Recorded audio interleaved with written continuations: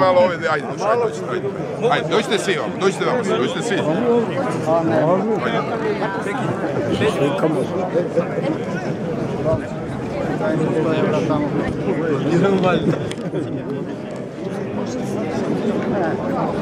Znači, moramo da se objasnimo.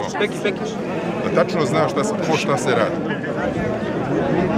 Nije nam lako. Meni je lakše da se ja ovim ne bavim. Da se bavim svojim životom. Lakše. Vi ćete to da kažete kod...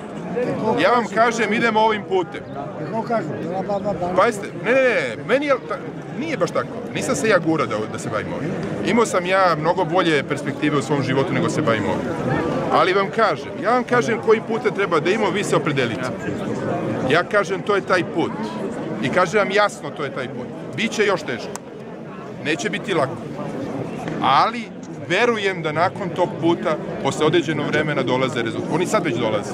Ako ih vidite, već dolaze. Evo sad smo otvorili novih 700 radnih mesta, otvaramo u Pirotu. To je neposredno do vas. Što je bitno i za Babušnicu. A vi ako se opredelite za drugo, meni još lakše. Ja se bavim onda svojim životom, ne bavim se životom svih ljudi u Srbiji. Samo se bavim svojom decom i svojom porodicom. Ali spreman sam da dalje zaginem, ako treba. Da se razumemo. Okej? Tako je. Dobro.